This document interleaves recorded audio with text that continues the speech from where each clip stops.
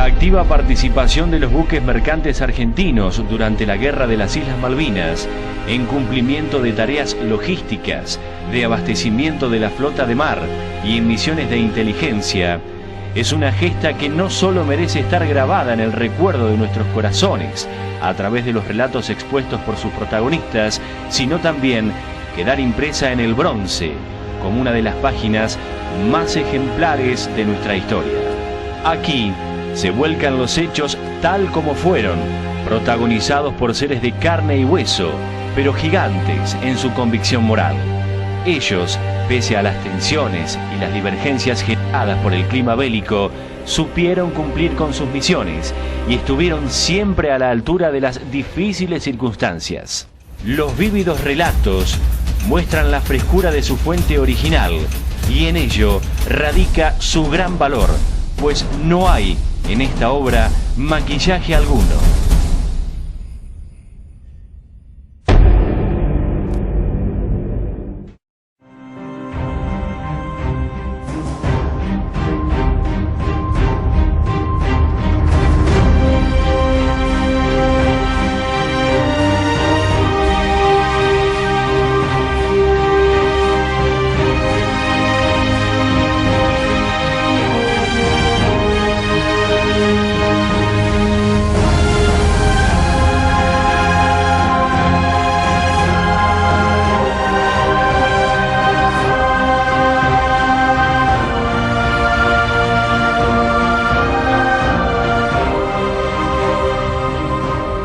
Mi nombre completo es Crispín Amador Salmeri. Durante el conflicto de Malvinas era jefe de máquina del buque Mar del Norte. Pertenecía a la compañía La Naviera. La función mía de a bordo es dirigir toda la sala de máquina y dirigir a toda la gente. Era un buque carguero que era japonés y vino acá, bueno, que la compañía lo destinaba a transportar carbón desde Río Gallego a la compañía, a la usina nicoleña, está en San Nicolás. Nuestro segundo viaje también llevamos plancha y cosas que después nos enteramos que era la pista de aviación. El último viaje fuimos hasta Ushuaia y no pudimos cruzar, entonces el material se descargó en Río Gallego. Nosotros al Isla de los Estados le hemos dejado comida arriba del muelle, ellos salieron para el norte y entraron en San Carlos y ya no están más. Y nos encontramos con el río Cincel, el buque de flota mercante río Cincel, y en el fondo se veía la fragata Hércules, Argentina. Los civiles fuimos todos voluntarios, nadie nos obligó. Todos hemos ido, todo voluntario. Siento que fue algo verdaderamente que a nosotros nos distinguió eso, nos dio algo, sentimos algo, porque era algo, como todos fuimos voluntarios, nosotros, eso fue una distinción que verdaderamente el país se nos hizo, hacernos participar en la contienda.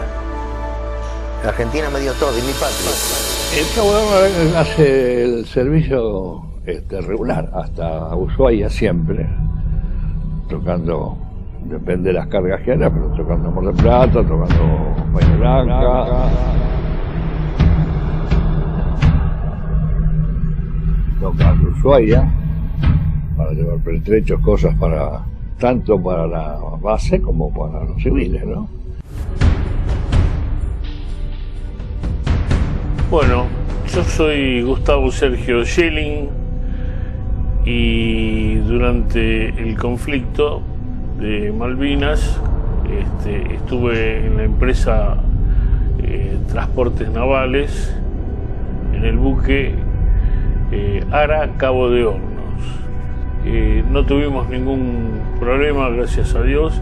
Pudimos hacer nuestro trabajo bien, llevar todos los materiales, soldados, distribuirlos a los puertos del sur, y bueno, sé que de ahí lo pasaban por aviones a Malvinas. distribuir todo eso que llamamos de los regimientos de Buenos Aires y de Santa Fe para allá. Cabo de Hornos fue condecorado por la Armada por nuestras misiones.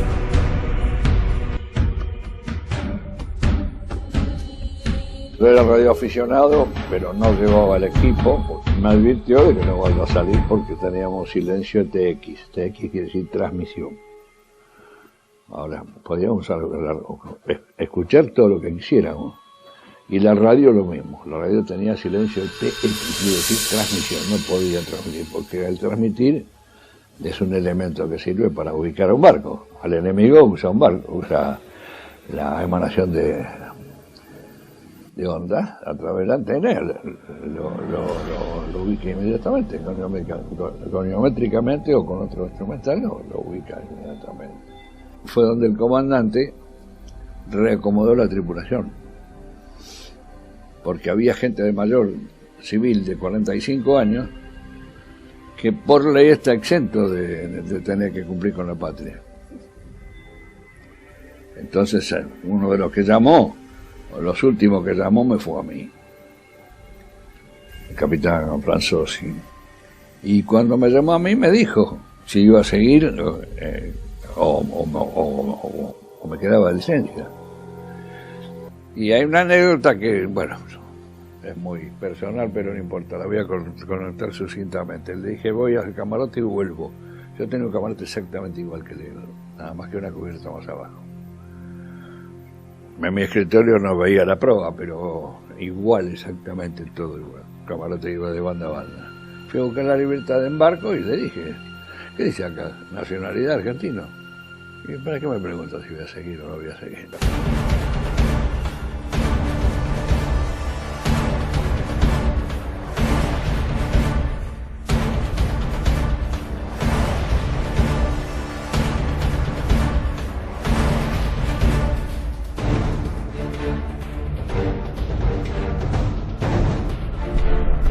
Desempeñaba como primer comisario en el buque Río Iguazú.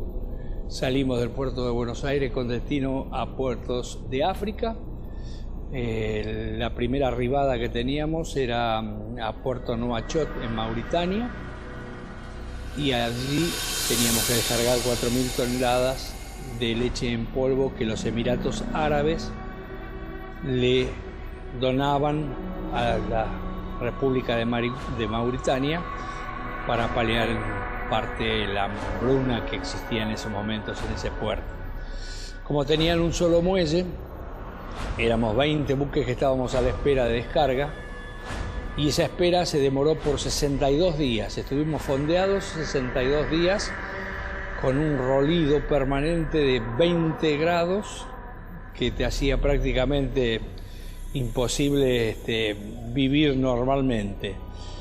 Como la carga que llevábamos era una carga que ellos consideraban de interés nacional, y al casi terminarse las provisiones que nosotros teníamos, el capitán intentó retirarse del puerto.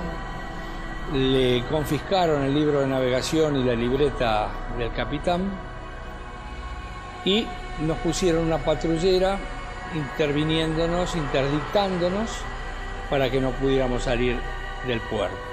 En la noche del 1 al 2 de abril recibimos un mensaje cifrado de Buenos Aires diciéndonos que de cualquier manera teníamos que salir de ese puerto, eludiendo a la patrullera y eludiendo todo tipo de obstáculos. Nos pusimos en situación de sigilosa, con todas las luces apagadas, todo muy en silencio, y alrededor de las 2 de la mañana partimos con destino a Senegal, al puerto de Dakar. Como es mi función, yo fui al consulado a entregar el libro de rol y todos los documentos que habitualmente se entregan en los puertos donde hay consulado.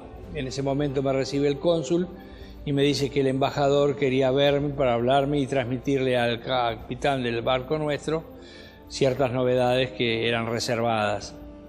Me entrevisto con el embajador y me dice que a partir de ese momento el buque quedaba afectado al comando en jefe de la Armada para que en claves cifradas nosotros recibiéramos las órdenes correspondientes porque habíamos entrado en guerra con el Reino Unido.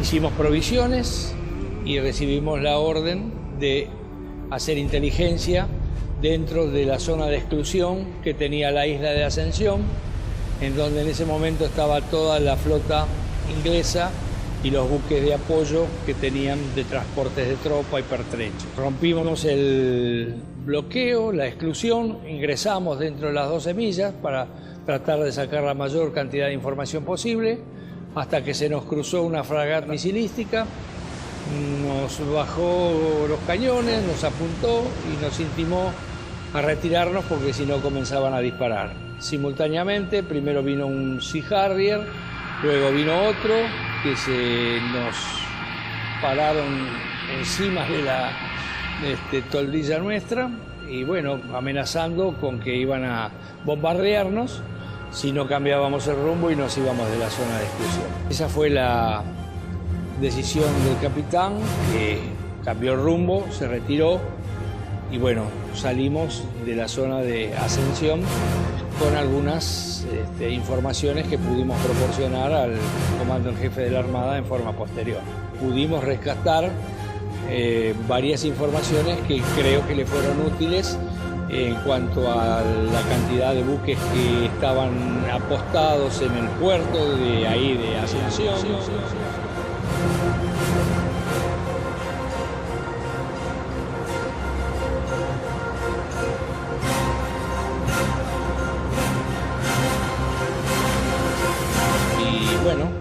Creo que aportamos lo que nos pidieron en su momento y cumplimos con nuestro deber, con todo gusto y con todo orgullo. Día a día que pasa, más por haber participado en esa misión. Allá por fines del mes de marzo del año 82, vivir un accidente muy grave a bordo con 2 tripulantes de máquinas, compañeros míos, que ante la falta de respuesta del cabrestante para fondear en las aguas del Atlántico Sur, reparándolo una noche, tuvieron un accidente donde el cabrestante prácticamente se lo tragó, dejándolos absolutamente destrozados, y bueno, y viviendo y navegando con esos cuerpos varios días, hasta tanto llegase prefectura y las autoridades, juez y demás, a la zona de Puerto Santa Cruz, Punta Quilla. Nos destinan al puerto de Ushuaia, en cuya navegación se desata el conflicto, o mejor dicho, se produce la invasión de las tropas argentinas a Malvinas, ¿verdad? Cosa que, bueno, no se esperaba. Arribamos al puerto de Ushuaia, donde nos llama la atención, o sea, de noche, o sea, nosotros marinos mercantes, si bien sabíamos que muchos buques de la flota de YPF a la cual yo pertenecía en ese momento, o de ELMA a la cual había pertenecido anteriormente, estaban afectando para un eventual conflicto bélico que realmente jamás hubiésemos imaginado que se iba a producir. Fue una sorpresa, nosotros estábamos en alta mar, llegaron órdenes obviamente de corte militar, y en Ushuaia, donde arribamos una noche, nos estaban esperando militares de alto rango de la Armada, que subieron a bordo y tuvieron una charla privada con el comandante del buque, el capitán, quien después nos comenta que bueno, se había producido la invasión a las islas y que el buque quedaba afectado, no sabíamos en qué grado, ¿verdad? Lo primero fue cargar, recuerdo que obuses de diferente quilaje, que fueron estivados de una manera bastante apresurada, ¿verdad?, en la cubierta. Sabemos todos que saliendo del canal de Beagle las aguas son bastante bravas. No sabíamos el destino, nos indican las Fuerzas Armadas, en este caso la Armada. Se navegaba de noche prácticamente sin luces interiores, o sea, en sala de máquina nos manejábamos con linternas y bueno, íbamos después al camarote a oscuras absolutamente. Se habían confiscado todos los elementos radiales, que en ese momento no eran obviamente los de hoy, ¿no? Con una ciencia, con una técnica bastante más avanzada.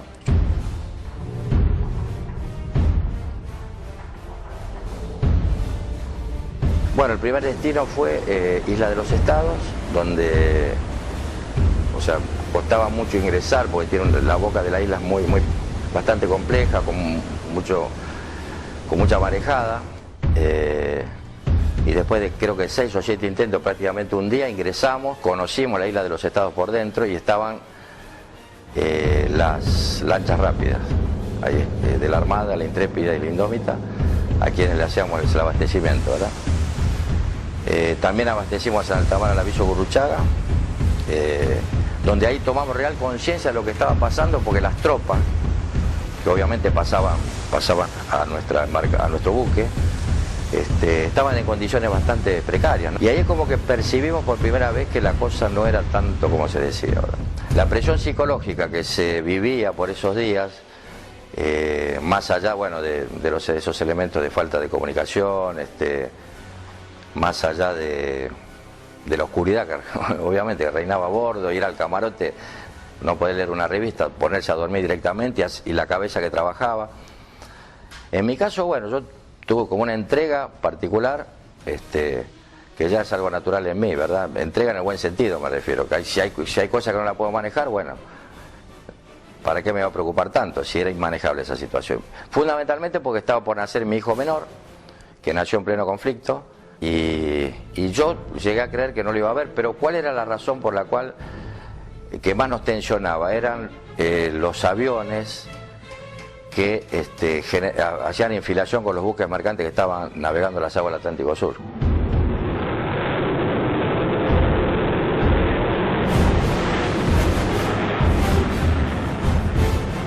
A bordo no sabíamos si eran propios o ingleses. Y más de una vez pensamos, bueno, ya está, esto se terminó. A veces me preguntan si teníamos miedo, por supuesto. Yo creo que no estábamos preparados. O sea, no existía, más allá de saber que ciertos buques tenían las mangueras encubiertas preparadas para un eventual alige de combustible o top-off, que más que una bomba de tiempo era un fósforo. O sea, eso ante cualquier... Por eso de ahí los grandes cuidados para las maniobras de atraque, de navegación. En realidad hay una preparación para los marinos mercantes para ese tipo de cuidado, mediante zafarrancho, pruebas y demás. En ese momento no estaban tan avanzados con las normas internacionales que existen ahora de la OMI. Una vez pasado todo eso, obviamente queda, por lo menos creo que es lo que hablábamos entre nosotros, queda algo así como un sentimiento de que en lo que se nos puso a prueba lo cumplimos. Tal vez no el reconocimiento que para quien navegó por el mundo durante muchos años ve en otros países realmente, ¿no? Que aquellos veteranos no solamente que han combatido con el fusil, sino que han estado en la Marina Mercante, no han sido debidamente reconocidos. Y a su vez que se han generado hasta actitudes perversas a través de diferentes gobiernos. O algún día se hará justicia con este tema. La Marina Mercante estuvo presente desde el primer momento. Sus naves fueron tripuladas por personal voluntario, extranjeros, muchos de ellos, que no dudaron en embanderarse en defensa de la soberanía argentina. Su misión consistía básicamente en brindar apoyo logístico e inteligencia a nuestras Fuerzas Armadas en operación. Mi nombre es Juan María Alsina, yo soy capitán de pesca. En abril de 1982 estaba embarcado como primer oficial en el buque pesquero María Alejandra, propiedad de la empresa Argenbel.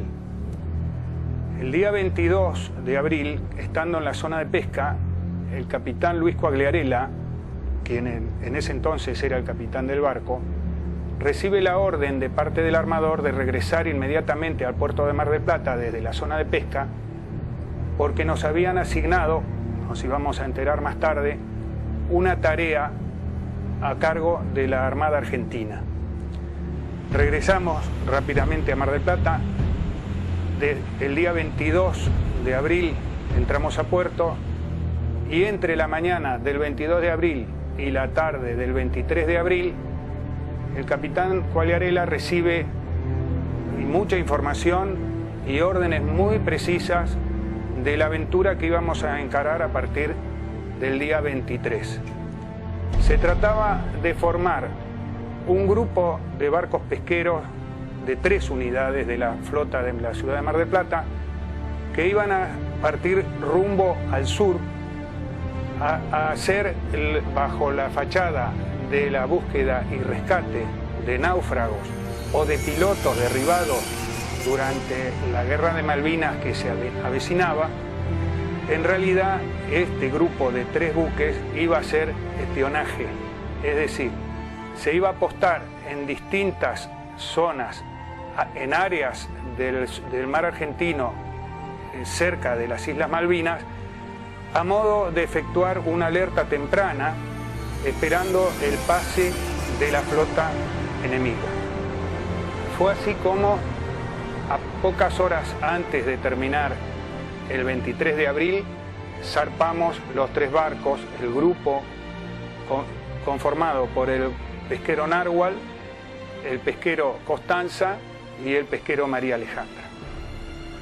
Zarpamos de Mar del Plata y poco tiempo más tarde, ya afuera del Banco Pescadores, frente al faro de Punta Mogotes, los capitanes recibieron la orden de parte del oficial de enlace que estaba embarcado en el buque pesquero Narwhal, que abrieran los sobres donde se contenían las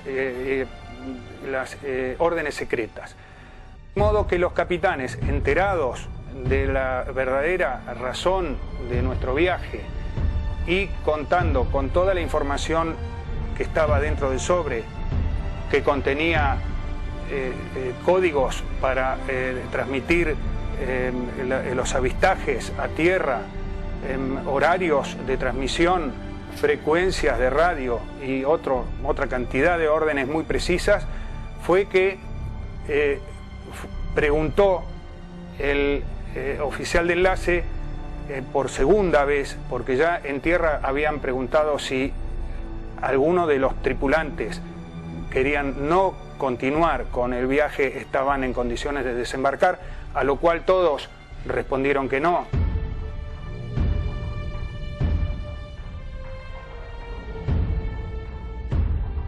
Y todos volvimos a contestar que no nos queríamos quedar en tierra y que queríamos continuar con el viaje al efecto de poder prestar ayuda y de alguna manera formar parte de lo que se avecinaba.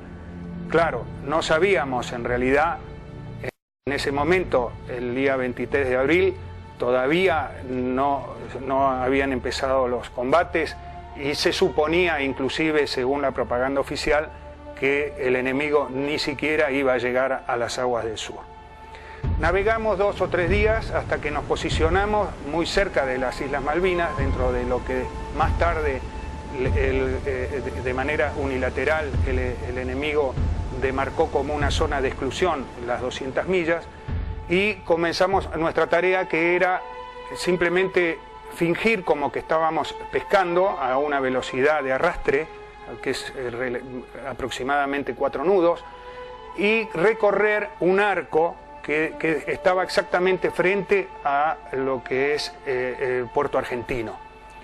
La idea era que en algún momento desde el norte iba a pasar la flota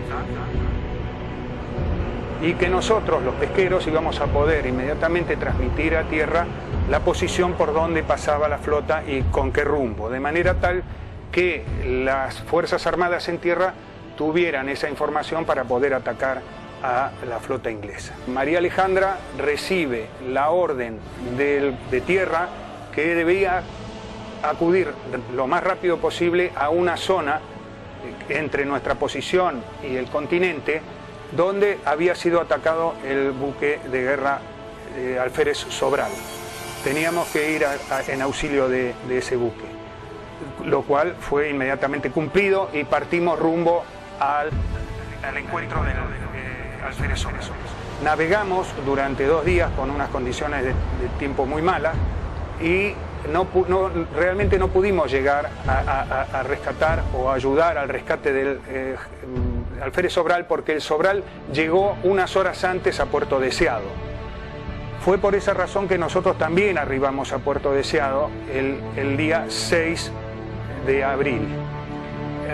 Entramos a repostar combustible y víveres y fue en ese pequeño periodo de tiempo de 3 días que estábamos en alistamiento para volver a salir, que el día 9 de mayo es atacado dentro muy cerca de las islas y muy averiado el buque pesquero Narwhal, uno de los otros 3 de las 3 unidades que habíamos partido de Mar del Plata. Termina la guerra de Malvinas, se rinden las tropas argentinas, llaman desde Puerto Deseado para confirmar que el buque estaba a disposición, lo devolvían a manos de la empresa armadora, así que me convocaron a mí para que yo viajara con la tripulación de relevo hasta Puerto Deseado a buscar el barco.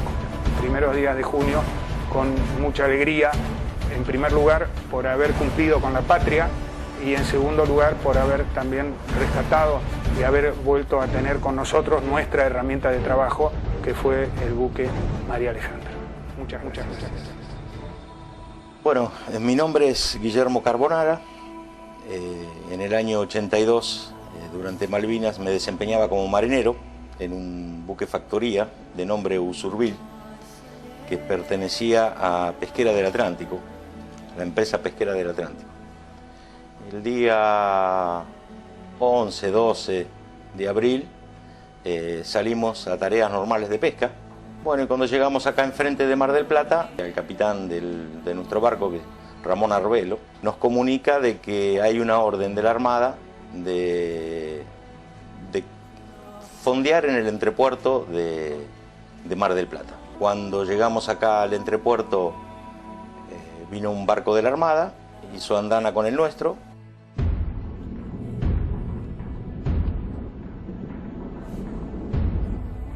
Nos presentaron el personal de la Armada que venía con nosotros y se nos dijo que la tripulación completa estaba afectada al servicio de la patria.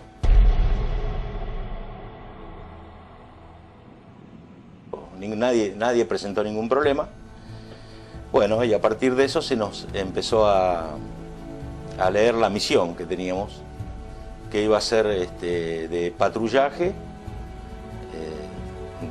interceptación, reconocimiento e identificación de buques enemigos e inteligencia de comunicaciones. Casi siempre éramos sobrevolados, o por helicópteros, o por Harry. La intención era esto, pasar con el personal que estaba a bordo, embarcado, que dirigía un grupo de tareas más o menos parecido con lo que habían hecho con los otros barcos. Este grupo de tareas se llamaba GT-17-3, que era compuesto por el Usurbil, María Luisa y Mar Azul. La misión más complicada, que inclusive se tocó abandono del barco, fue cuando el 8 de mayo encontramos el núcleo de la flota inglesa, que eran los 2 portaaviones enfrentados y un grupo como de 10, más o menos aproximadamente 10 naves de guerra haciendo un bloqueo, lo que llamaba un bloqueo antisubmarino. Bueno, tuvimos que tirar hacia donde estaba el buque de la Cruz Roja de ellos y ahí, bueno, los helicópteros se nos tiraron encima.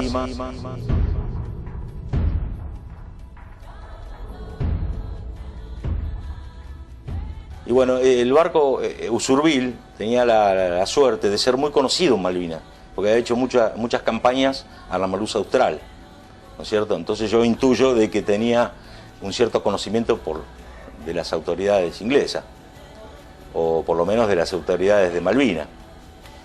Sé que nos salvamos bien ese día, se abortó la maniobra de abandono del buque y fuimos acompañados hasta lo que ellos decían fuera de la zona de exclusión, por una corbeta. Y bueno, al otro día se nos informa de que el buque de Narwhal había sido atacado, hundido, de que tenía heridos, que nosotros abordábamos misión. Bueno, es muy largo todo lo que te podría llegar a contar, pero haciendo un apretado resumen, básicamente salimos de Buenos Aires, cargados con pertrechos y una serie de elementos de carga para Malvinas. Estuvimos en Punta Quilla, un puerto en la desembocadura del río Santa Cruz, y el 18 a las 21 horas salimos para Malvinas, rompiendo el bloqueo impuesto por el enemigo de las 200 millas alrededor de las islas. Fue una noche muy especial esa, porque luego de la arenga de nuestro comandante militar que teníamos en el buque, más allá de nuestro capitán civil, y diciéndonos que bueno, íbamos a romper el bloqueo, en ese momento nosotros no adiestrados sino acostumbrados a la guerra y a estos menesteres, yo hablé con un buzo táctico que llevábamos junto con nosotros, un comando, y le pregunté, ¿vos qué opinás? Y él me dice, y que nos mandan a probar el bloqueo. ¿Probar qué significa? Y que si nos encuentra submarino y nos tira, es que es para tirar nomás. Así que te imaginás, ese fue el clima del cruce hasta Puerto Argentino.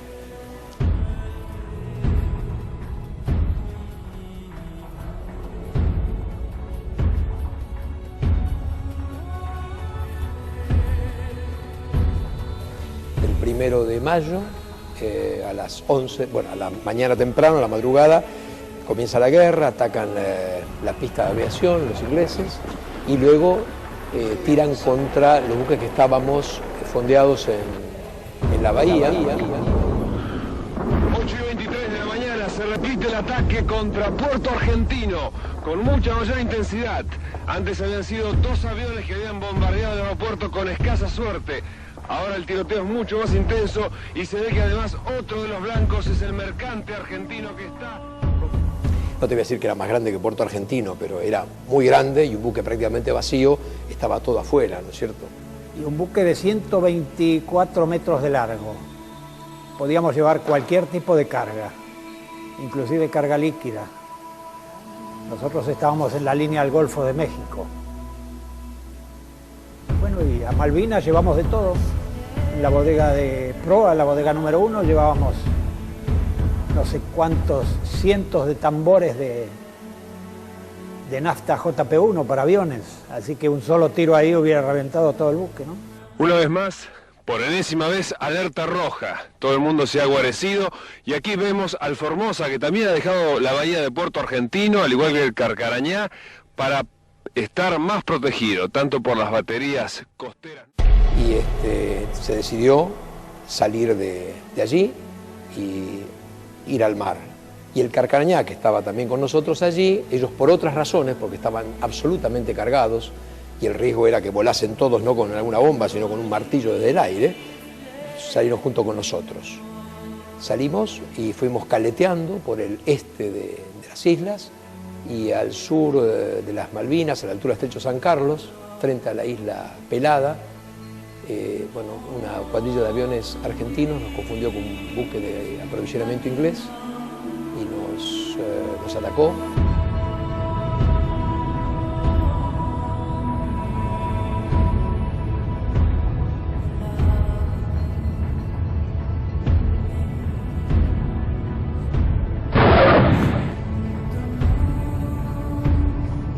Tuvimos una suerte descomunal.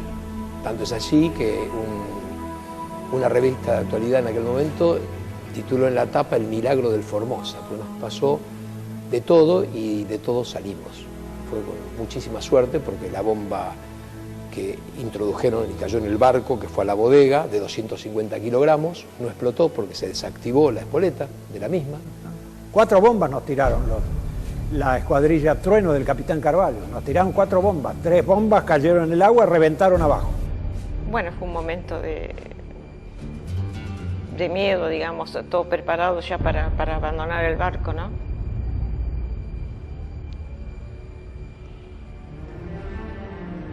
Todos equipados con los chalecos salvavidas y, en fin, pero felizmente nos salvamos, ¿no?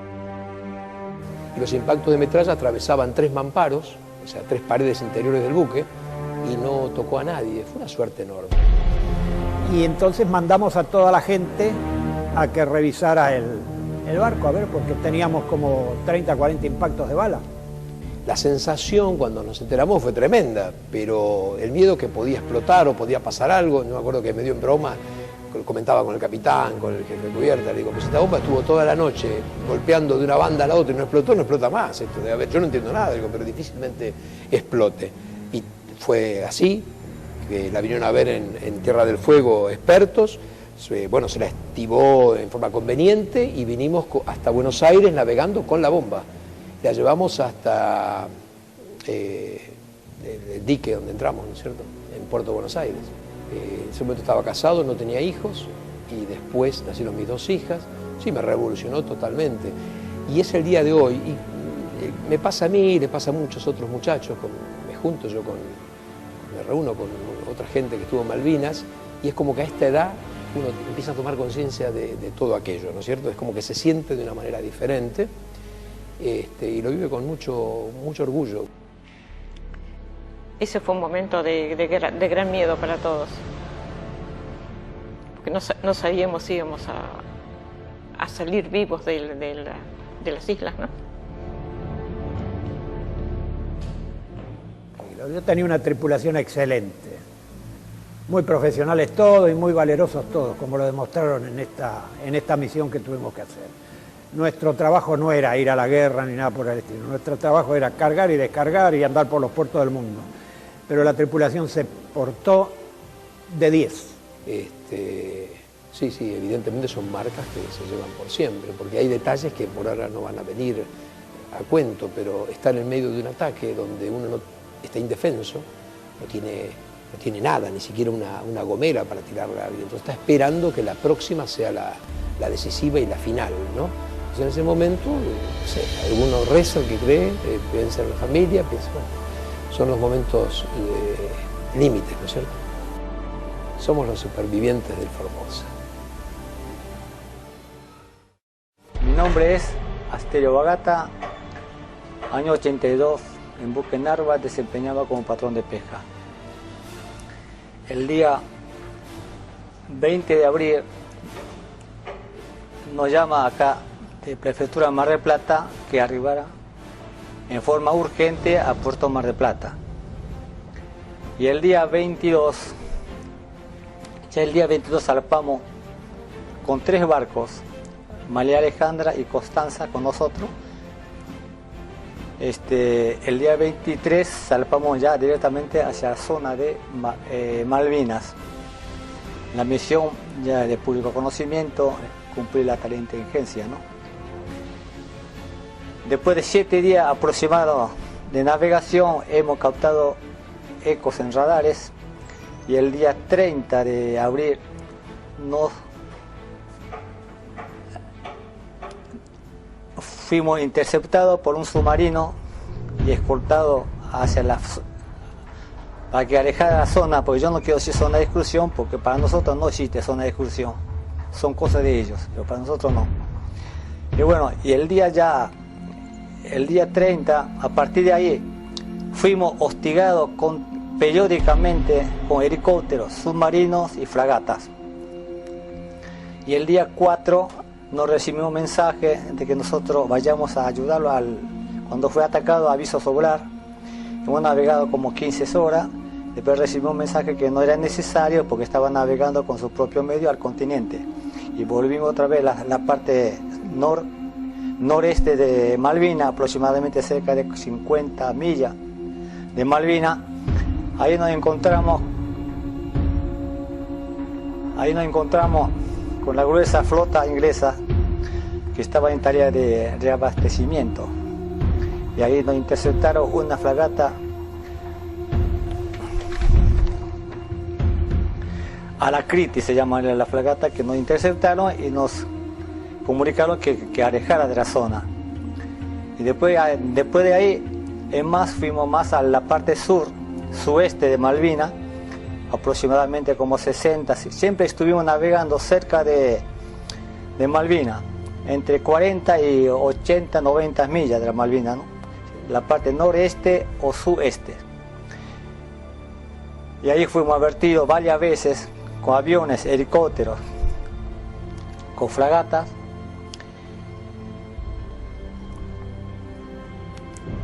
Y también, también sabíamos que dieron orden el comandante de la flota inglesa de que si metiera pata otra vez, autorizado o no esté autorizado él, que iba a atacar al barco pesquero.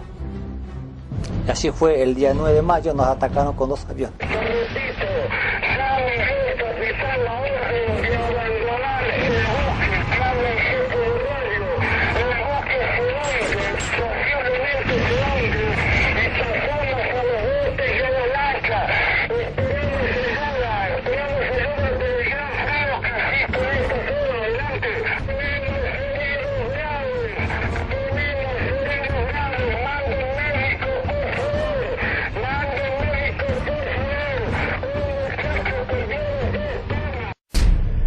Nos salvamos porque tuvimos suerte.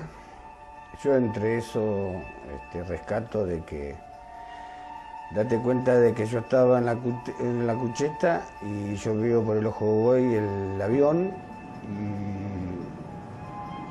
y digo, no, un albatro no es, porque cuando gira en el aire estaba muy alto y se le ven las alas brillosas. Entonces ahí se viene y es cuando nos tiran, no sé si eran balas perforantes, no sé lo que era, pero eran unas cosas muy largas.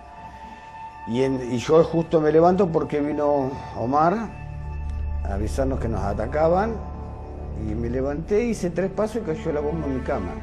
Y esa bomba, que fue así, en diagonal, lo agarra a Omar, que vendría a ser el contramaestre nuestro, Tortuga, que le decíamos, y le corta una pierna, la derecha a la altura de la rodilla, y la otra queda colgada con los músculos del botín.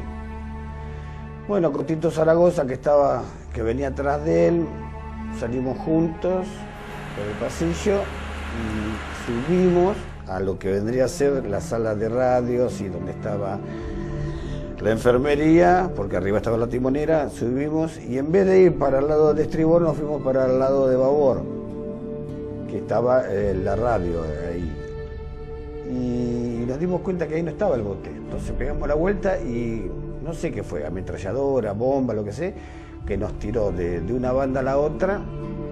Cuando salimos a cubierta para agarrar el barco, el bote salvavidas que tenemos ahí, que era motor, no estaba. Y bueno, trajimos frazadas, azúcar para tratar de pararle, le hice torniquete. Y bueno, un momento difícil, ¿no? Porque uno no sabe de medicina, no sabe de esas cosas. Uno parece que se cortara el dedo y bueno, te pone un trapito, te pones una curita y está. Pero no, era una pierna cortada. Y lo bajamos, me ayudó Tito a ponérmelo en la espalda. Estoy bajando por una escalera que estaba al lado del guinche. Ataca de vuelta al avión, me tuve que tirar. Bueno, cuando me tiré me venció el peso porque él era modo rudo, era gordito. Y lo dejé en cubierta, lo tapamos y bueno, eso fue el ataque a las 8:30. Y se me murió en mis brazos a las 11:30 de la mañana. Lo que más, lo que no puedo borrar de mi cabeza, cuando me dijo, siempre me llamaba Capi a bordo, ¿no? Me dijo, Capi, no voy a ver a mi hijo. Fue muy triste para mí, hasta que me lagrimé también, porque el hijo, cuando estaba en reparación el mes de abril en Buenos Aires, creo que nació en mes de abril. Yo le di permiso para que vaya a visitar, pero no sé con qué razón no pudo viajar él. Así que el Omar Rus falleció sin ver a su hijo.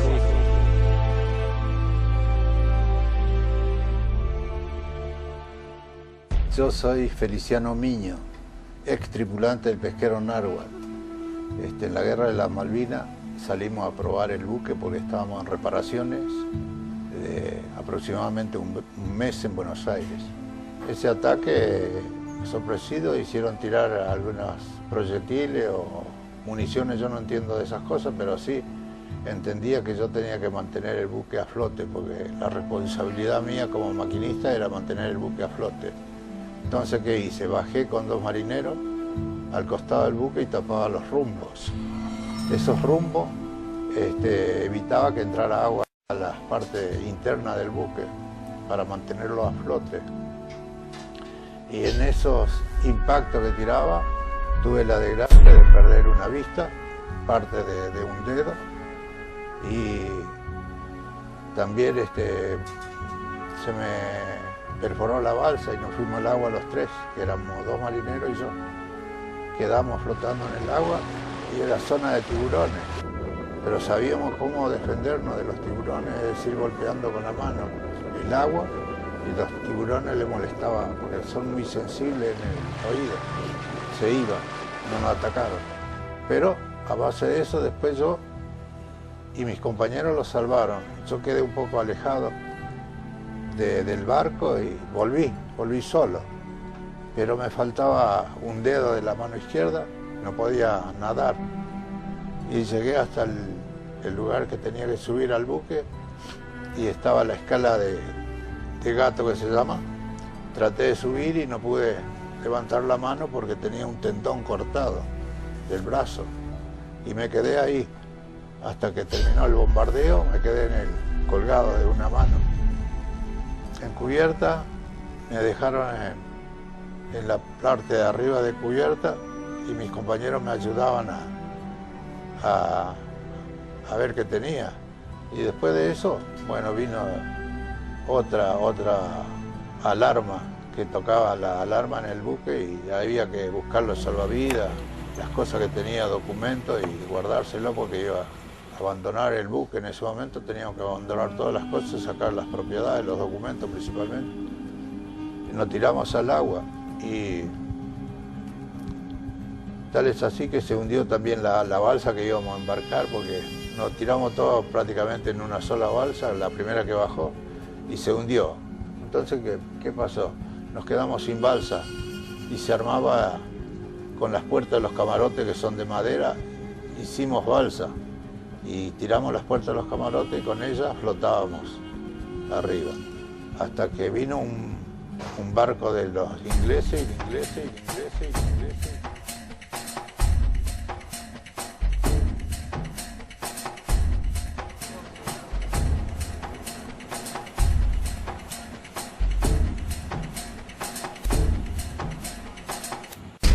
Subieron al buque y a su vez con aviones nos trasladaron a todos. Yo era uno de los heridos más graves que estaba, entonces me llevaron a mí primero al buque inglés. Esto ha pasado a culpa de la guerra, ¿no? Todo pasa, pero defendimos lo que era nuestro. Estábamos decididos a morir por la patria. Soy el capitán de navío retiro efectivo Alois Pallarola, que durante 1982, en aquella época con el grado de capitán de corbeta, me desempeñé como comandante del buque de transportes Isla de los Estados. El Isla de los Estados era un buque muy recientemente incorporado al Comando de Transportes Navales. Había sido comprado en España en diciembre del año anterior, así que unos pocos meses después fue destinado a Malvinas, y la tripulación, en particular en su totalidad civil, es decir, tripulación civil perteneciente a Transportes Navales, era gran conocedora de las islas, de sus bahías, de sus estrechos, y por su calado, era un buque que calaba 6 metros de calado, era muy indicado para entrar en aguas poco profundas y amarrarse a los muelles chicos que existían en las islas. Ya antes de los primeros ataques concretos sobre el puerto argentino, que se producen a partir del 1 de mayo, hubo requerimientos por parte de la tripulación, de algunos miembros de la tripulación, de desembarcar, cosa que era absolutamente comprensible porque la gente había embarcado para hacer lo que se llamaba un viaje redondo. Ellos salían de Buenos Aires, Ushuaia, y de Ushuaia otra vez a Buenos Aires. Y el buque fue demorado en Deseado para ir a Isla Malvinas, que no estaba previsto en los cálculos. Y por lo tanto, toda la gente que pidió ser desembarcada fue autorizada a desembarcar.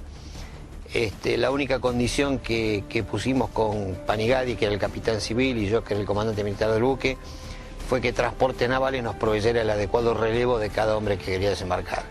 Con lo cual, digamos, el buque lentamente fue transformando su tripulación en totalmente voluntarios. Nunca dejaron de llegar voluntarios desde el continente, desde la Argentina, con lo cual se demostró el espíritu del marino mercante, que aún apreciando que las acciones podían ser peligrosas, nunca dejaron de haber voluntarios para embarcar en el buque, en reemplazo de las personas que por distintas causas preferían desembarcar.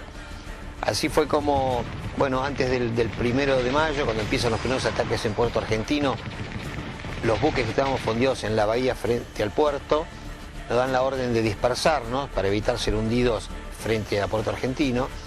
Y a nosotros en particular nos dan la orden de amadrinarnos al río Carcarañá. Si queremos ver la carta de Malvinas, les puedo mostrar dónde nos amadrinamos con el Carcarañá en el estrecho San Carlos. Y ahí hicimos una tarea bastante complicada, que era sacar una cohetera que el río Carcarañá había traído. Había que desarmarla, el trabajo había que hacerlo de noche, pero conseguimos hacer toda la maniobra, embarcamos la cohetera y nos dirigimos a Puerto Mitre o Puerto Howard, que es cruzando el estrecho San Carlos, aproximadamente a 1 hora de navegación.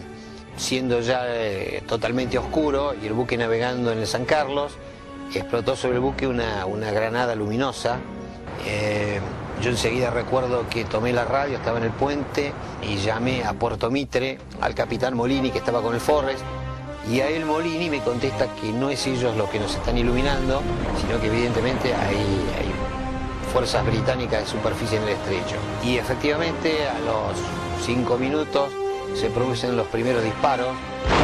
Y bueno, el buque lleva una carga muy peligrosa, porque llevábamos miles de litros de combustible de aviación, más el propio combustible del buque.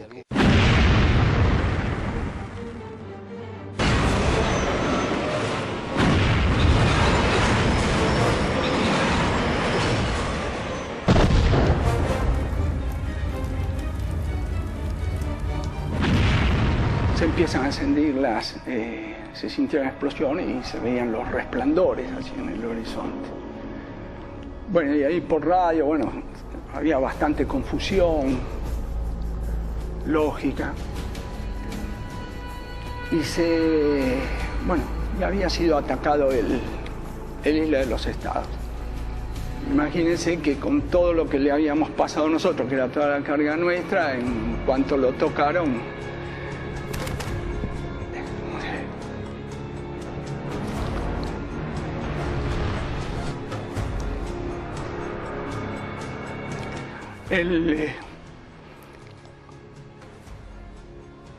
se desintegró el barco.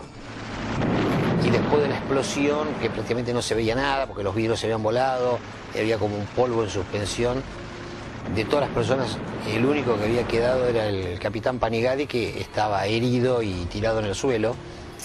Todos los demás habían desaparecido por la explosión.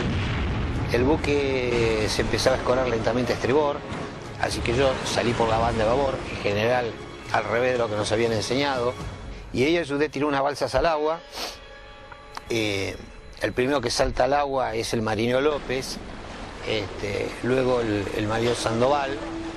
La hélice funcionaba, las luces se habían apagado, había muchos gritos de gente posiblemente quemada o herida a bordo, y el buque se iba hundiendo lentamente. Fue de alguna forma la que me salvó la vida. Yo tuve principio de congelamiento de pies y manos, y como que la linterna se me fundió en la mano, y ahí en medio del naufragio, del combustible en el agua y el buque que se hundía, se acerca una balsa y me sacan del agua. Ahí es un momento bastante trascendental en mi vida, porque las dos personas que me sacan del agua estaban en una balsa de goma que prácticamente tenía muy poca flotabilidad. Y me sacan del agua, me colocan en un lugar bastante privilegiado, en la parte donde tenía más flotabilidad. Y yo recuerdo que gritaban "Viva la patria", con gran conmoción. Estas dos personas estaban muy conmocionadas. Y yo estuve un tiempo arriba de la balsa, y por una razón que nunca en mi vida me la pude explicar del todo, yo salto de vuelta al agua. Y ahí me fui quedando solo, las voces se iban alejando, y creía que ya no tenía ninguna posibilidad de salvación, y en determinado momento veo un bulto negro en el agua que termina siendo la balsa que yo había ayudado a tirar. Así que como unos 10-15 minutos después esa balsa me saca nuevamente el agua, y bueno, ahí me encuentro a López, que era el que había ayudado a tirar la balsa, Sandoval, que había ayudado a tirarla también. La impresión que tenemos es que cuando él salta cae sobre la hélice del buque y es muy mutilado por la hélice, porque el cadáver de Sandoval se encuentra tiempo después, mutilado de la forma que yo les digo. Y bueno, subo a la balsa y ahí había 4 personas, conmigo yo era el cuarto, y bueno, finalmente se fue acallando todo, era de noche, la corriente nos tiraba fuera del San Carlos, así que yo organicé, entre los 4 organizamos dos equipos, dos remaban y 2 sacaban agua de la balsa, porque la balsa también se estaba hundiendo. Y bueno, en determinado momento se vio un poco la costa, la posibilidad que la costa,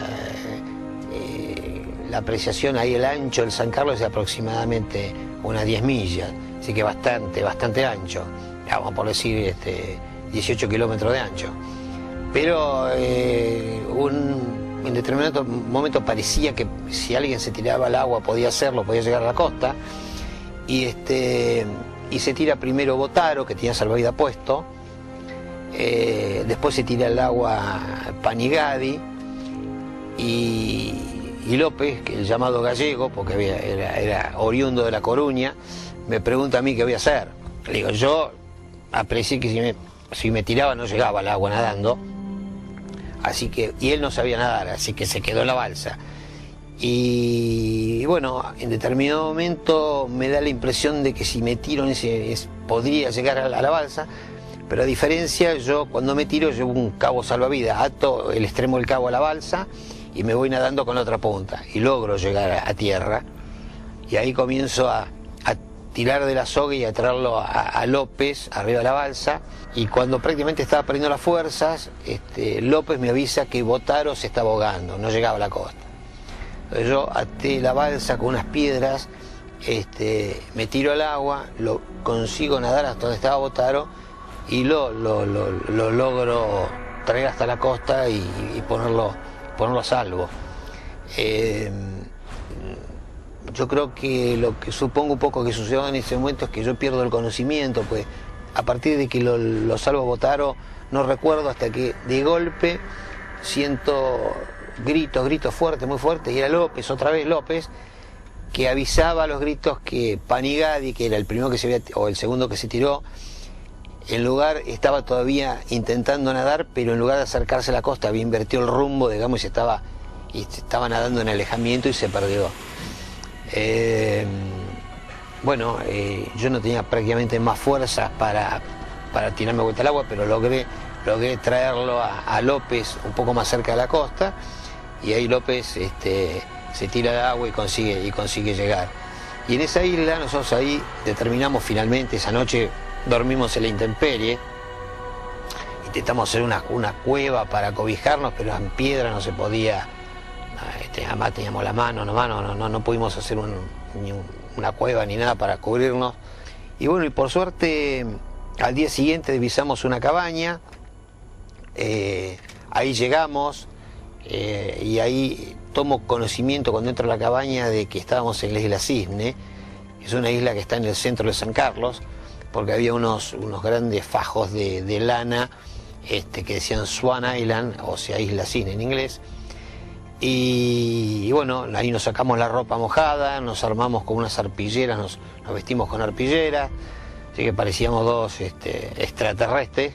Y a partir tuvimos del orden de los 6 días en ese lugar, y todos los días íbamos a la costa a ver si veíamos algo, hasta que finalmente un día divisamos un barquito chiquito, había un pequeño baño con un espejo roto, así que yo logré con ese pequeño espejo hacerle señales al barco, y era el Forrest, cuyo comandante era el capitán Molini, vio los reflejos y nos vino a buscar.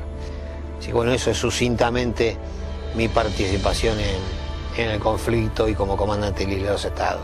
Tuve el honor de haber sido tripulante del buque Río Carcarañá, de la empresa Elma, que participó activamente en las operaciones de abastecimiento a las Islas Malvinas durante el conflicto. El río Carcarañá era un barco carguero con comodidades para 12 pasajeros. Había sido construido en Yugoslavia en los años 60, a comienzos del año 60. Coincidió la incorporación del río Carcarañá y sus otros buques gemelos a esa nueva etapa de la Marina Mercante Argentina. Capitán, dice, la Marina le encargó a la empresa a que aliste un barco que lo tenga listo para zarpar hacia Malvinas en cualquier momento, dice. ¿Qué barco es? No, va a ser el río Carcarañá. Ah, le contesté. Mejor todavía, son barcos que yo conozco hasta el último tornillo. Entonces ya armé el equipo básico paralelamente con máquinas, porque conmigo también embarcó Zenobi. En la mañana del día de zarpada, que fue el día 22 de abril, me avisan que tenía 5 pasajeros más y nos largamos hacia Malvinas. A las 3 de la mañana del día 26 crucé lo que se llamaba la zona de exclusión. Ya el 25 habían tomado, los ingleses habían tomado Georgia, ya estaba todo así. Bueno, nosotros llegamos el día 26. Mi situación era llegar a ese punto, determinado punto, y esperar órdenes. Llegué a ese punto a las 7:30 de la noche. Me comunico con el VHF, con la prefectura donde estaba, y me dice, vamos hacia allá, el guardacosta 83, dice, porque tenemos una información muy importante para darle. Efectivamente, a la hora sí cayó el guardacosta, era de noche, y alcanza con una larga vara un rollo. Y era un esquema del campo minado. O sea, la boca de Puerto Argentino estaba minada. Yo no tenía ninguna idea de que estaba minado. Si no me hubiese dicho nada, me metía en Puerto Argentino y pasaba por encima del campo minado. Nosotros llegamos el 26 de abril a Puerto Argentino, y de ahí se iban a comenzar las descargas, que fue muy lenta con el Isla de los Estados o con el Bahía Buen Suceso, y nos agarra el ataque del 1 de mayo sobre el aeropuerto de Puerto Argentino.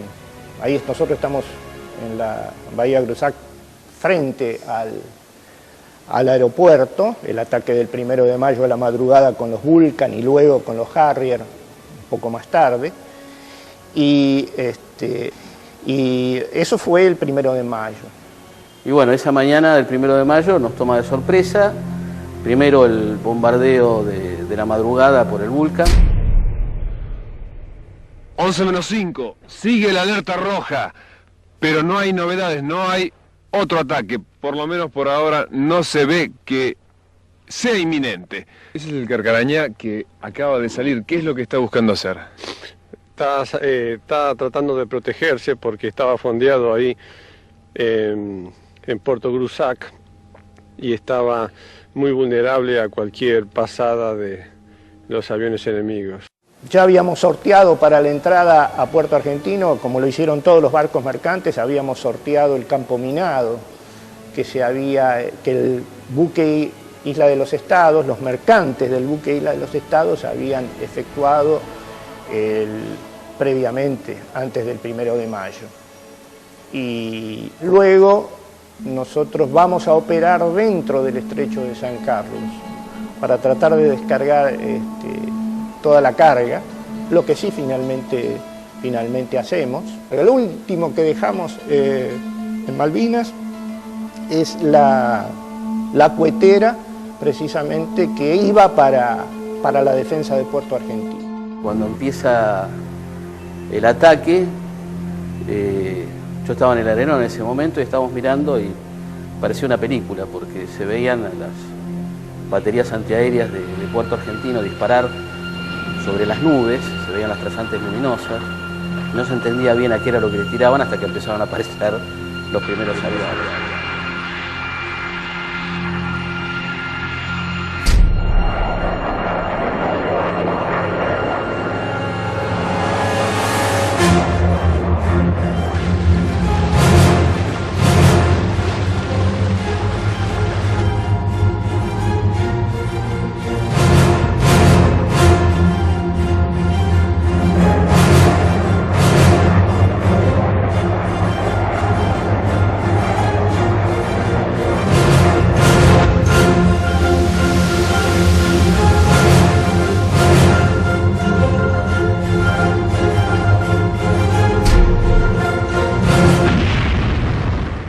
Destruyen toda la parte de estribor del barco, el lado derecho del barco, todo, puente, camarotes, botes salvavidas, chimenea, toda la parte central del barco, la parte de casillaje del barco. Y las bombas flexionan el casco, dan al lado del casco y lo flexionan. Luego de esa pasada había que tomar una decisión porque los botes salvavidas de estribor estaban totalmente destruidos, nos quedaban los dos botes de babor y la balsa, y había que tomar la decisión. Bueno, se hizo una evaluación de los daños y el buque no podía arrancar. Dañaron el casco, que se empezó a inundar la sala de máquinas, y lo básico era que nos habían ametrallado todas las lanchas y botes y balsas salvavidas que teníamos sobre la banda de estribor. Toquen abandono, ya saben cómo es. Y cada uno sabía lo que tenía que hacer. Tetamansi juntó toda la documentación más importante del barco, certificados. Dorrego rescató urgente el diario de navegación, y instrumental básico, un par de prismáticos, creo. Bajamos y la gente en perfecto orden. Desembarcamos con los botes de la banda de babor, porque los de estribor habían sido ametrallados y estaban agujereados. Así que bajamos sobre la banda de babor, teníamos un bote salvavidas con motor, otro sin motor, o sea, se bajaron, se ataron, y una balsa inflable salvavidas atada también, o sea, se hizo un trencito. Y así fuimos hasta a la costa. Y ahí, bueno, nos bajamos, empezamos a sacarnos los salvavidas, a colocarlos en otro lugar, y al rato viene el Forrest, que era uno de estos barcos que hacían todo este trabajo de descargar y llevar provisiones a los distintos puntos de la isla, y le habían dado la orden de que nos tenían que llevar a Bahía Fox. Entonces volvimos a juntar todo, nos subimos, llevaron la lancha, las cosas a remolque, no sé si la balsa la subimos al barco, no me acuerdo. Y bueno, nos fuimos turnando porque no había lugar para todos adentro, así que estuvimos un poco afuera, un poco adentro, y llegamos a Fox. Ahí estaba, en ese momento, el Forrest, cuando nos atacan, estaba rescatando a Pallarola, capitán Pallarola, y a López, los únicos dos sobrevivientes de la Isla de los Estados, y el cuerpo de Botaro, el primer oficial de cubierta. Así que bueno, tuvimos ahí de primera mano el relato de Pallarola esa noche, esa tarde, y llegamos a Bahía Fox, y estuvimos en Bahía Fox esa noche. Llegamos, había justo una alerta rojo, pasamos a través del Bahía Buen Suceso, nos metieron en un galpón para ovejas, semicilíndrico, que llegaba, la chapa llegaba hasta unos 40, 50 centímetros piso, con lo cual era un corredero de viento total, así fue una noche bastante complicada. Y bueno, ahí sí es otra etapa que hemos tenido, la de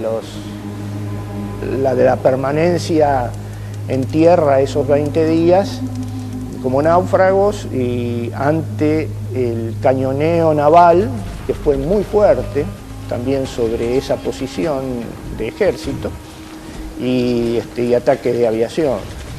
Hubo que hacerse los pozos como cualquier otro soldado, que lo hicimos. Y después de un día, la gente de ejército nos pide a través de la gente de Armada si podíamos colaborar a los dos radios, Raúl era el jefe, yo el primero, con algunos temas de comunicaciones, si podíamos ayudarlos a armar unas antenas para unos equipos y demás. Nos fuimos a trabajar con ellos.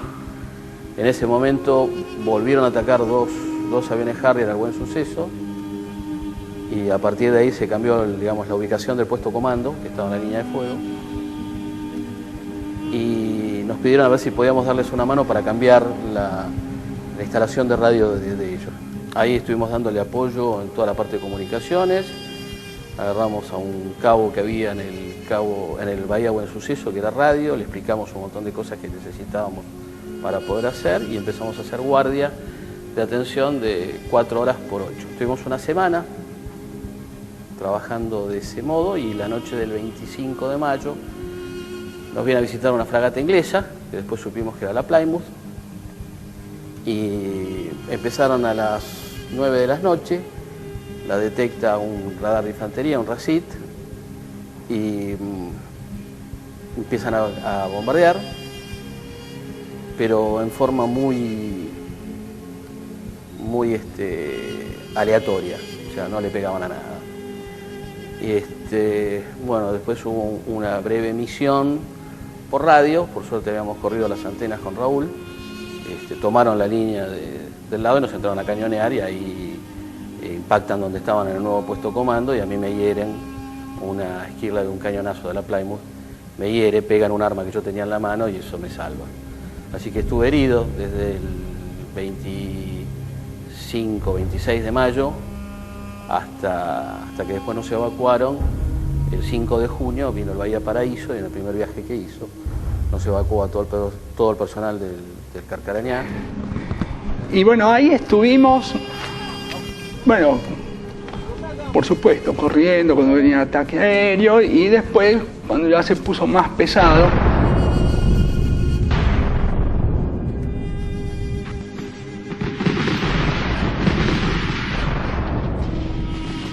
que el bombardeo naval a la noche, ¿no?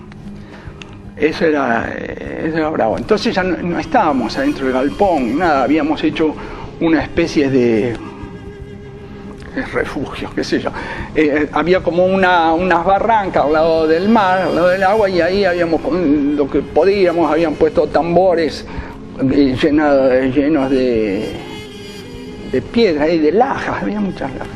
Todo ahí adentro, bueno, así, y después había un puesto techo con algunos tirantes y unos nylon, y ahí pasábamos la noche, apretados uno al otro, y mientras que pasaba toda esta historia de los bombardeos naval. Y vino una orden de afuera que tenía que irse el buque de ahí. Ahí entonces nos llevaron para la provincia de Santa Cruz, a Punta Quilla. Ahí otra vez nos desembarcaron con los helicópteros, nos fueron llevando hasta el aeropuerto. Y de ahí nos despacharon para las casas. Mal, a mí me dejaron acá en la avenida General Paz y Constituyentes, con otro muchacho. Y claro, la gente nos miraba raro, porque acá era otro mundo. Eso fue el shock. Yo tenía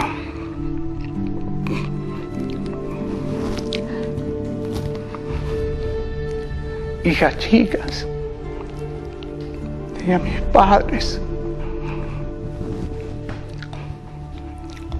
Muy duro y contento de haber vuelto, ¿no? En fin. Y así pasó la historia, más o menos. tengo presente para mí, dentro del tema de los veteranos de guerra de Malvinas, el caso del ya fallecido, no en el conflicto, sino recientemente, socio vitalicio, Arturo Reynoso. Porque yo no lo conocía, cuando entré aquí al gremio no lo conocía, no lo vi nunca, era de varias camadas antes que yo, de otra generación, y en una oportunidad, en razón de trabajos de aquí, del centro, conocí al capitán de la Armada Argentina, Juan Carlos González Llanos. Yo lo conocí como capitán de navío, también fallecido, y Juan Carlos González Llanos fue el comandante militar del buque pesquero Narwhal, uno de los que actuaciones más destacadas tuvo durante las Malvinas, que fue hundido por los ingleses. Allí falleció el contramaestre Omar Rupp, y me contaba que nunca iba a olvidar, tenía para sí siempre el vivo recuerdo de la actuación de todos los marinos mercantes, cómo habían cumplido en todo momento con su deber, siendo que eran voluntarios, y él eso lo tenía presente en su momento y con posterioridad, siempre valorándolo mucho. Y en particular me preguntó por Reynoso, y se acordaba que Reynoso, que era morocho, le decían el negro Reynoso, estaba en la estación de radio cuando los ingleses le tiraron el misil al Narwhal. Ya sabían que había a bordo toda una situación muy dramática, con un herido grave que finalmente falleció. Y Reynoso seguía en la estación de radio, en su puesto de trabajo, en su puesto de guardia. Entonces, en un momento, me contaba Juan Carlos González Llanos, me acerqué a la estación, porque yo digo, este hombre no entiende lo que está pasando. Jefe, mire que en cualquier momento vamos a tener que dejar el barco, vamos a abandonar el barco. Sí, Capi, le dice. Me decía Juan Carlos González Llanos, Capi, como dicen ustedes, en la Armada eso no se usa. Cuando usted me diga, nos vamos. Y siguió ahí en la estación de radio hasta que le dijo el comandante militar, bueno, nos vamos, Reynoso, nos vamos, Capi. Con toda tranquilidad se puso su chaleco, ya se había puesto su chaleco salvavidas, agarró algunas pertenencias personales y abandonó el barco, me decía, manteniendo una presencia de ánimo que él siempre lo recordaba como verdaderamente un tipo muy adecuado para esas circunstancias, pese a que no era militar de carrera, ¿verdad? Sino un marino mercante, un oficial de la Marina Mercante, y como tal integrante de nuestra Reserva Naval. El tema Malvinas para nosotros los argentinos es un tema que nos llega muy hondo, es un sentimiento muy grande que tiene toda la ciudadanía. Todo el mundo colaboró cuando se declaró la guerra de Malvinas. Desde la gente común que donó, y puntualmente la gente nuestra, que es la gente de Marina Mercante. Puntualmente nosotros, que fuimos los que somos reservas, si vamos al caso de la Argentina, y todo el mundo fue, digamos, por propia voluntad, a colaborar, sin armas, porque nosotros no sabemos manejar armas, pero sí pusimos los que tenemos. Si había que hacer inteligencia, como hicieron los pesqueros, si había que llevar víboras, como hicieron algunos barcos de Marina Mercante. Bueno, cada uno puso lo que pudo y lo que sabe hacer. Y eso por eso es un reconocimiento muy grande hacia la gente de ultramar, con los barcos de ultramar, a la gente de los pesqueros. Nosotros tenemos dos conductores, uno en el transporte naval, otro en el Narwhal, que sufrió también las secuelas en heridas que tuvo la guerra. Y bueno, la Argentina siempre va a contar con la gente los Marina Mercante, siempre va a contar. Y la Argentina se puede quedar tranquila, por lo menos que en la Marina Mercante va a encontrar un aliado incondicional para lo necesario que sea necesario para recuperar el llamado. Seguramente por esta casa y por los hombres que la fueron construyendo hubo momentos de gloria y hubo momentos de tristeza, pero en este caso, a la cual yo me tengo que hacer referencia, debe ser una de las páginas más tristes, no solamente de nuestra institución, de la historia de nuestra institución, sino también de la historia de nuestro propio país. Y hago referencia a esos héroes, a esos hombres que lucharon en Malvinas. Nuestros hombres estuvieron presentes ahí, con sus barcos, con su esperanza, con su seguridad de hombres de mar. Muchos no volvieron. Y los que volvieron, nosotros tenemos el inmenso orgullo de poder compartir con ellos eso que llevamos muy presente y muy dentro de todos nosotros, que es la seguridad que en algún momento de la historia las Islas Malvinas tendrán que volver donde no se tuvieron que haber ido nunca. Sobre la base de aquellos que quedaron de esos héroes, nosotros como institución, que está dentro de toda la problemática de nuestra Marina Mercante, debemos trabajar unidos y juntos para la creación de la necesidad imperiosa de un país como el nuestro, de una Marina Mercante que surque todos los mares del mundo. Estas palabras son en representación del capitán fluvial Juan Carlos Pucci, secretario general del Centro de Patrones y Oficiales Fluviales de Pesca y Cabotaje Marítimo, que luego de una penosa enfermedad hace poco tiempo falleció y no pudo ver terminada esta edición, donde junto a otros dirigentes fue entusiasta precursor de dejar testimonio de la participación de la Marina Mercante Fluvial, Pesquera y Marítima en los acontecimientos bélicos en las Islas Malvinas en el año 1982. Los relatos y vivencias escuchadas no son de una película editada, sino el testimonio fiel de los propios protagonistas que por el solo llamado a participar de esta gesta no dudaron en seguir en sus puestos, sacrificando sus vidas en muchos casos y siendo héroes anónimos en otros. Esperemos que pronto las Islas Malvinas sean recuperadas por la vía pacífica, evitando los horrores de una guerra. Pero si por este u otro acontecimiento la Marina Mercante Marítima, Pesquera o Fluvial son llamados a participar en defensa de los intereses patrios, sus buques, sus hombres y mujeres no dudarán en concurrir nuevamente. Gracias en nombre de la Marina Mercante a todos ellos y sus familiares por sus sacrificios. Salvaguardar el honor de nuestro país tuvo un alto costo de sacrificio y pérdidas de vidas. Es nuestro deber no olvidar a aquellos que ahora permanecen de guardia, descansando eternamente, ya sea en la turba isleña o en las frías aguas del Atlántico Sur.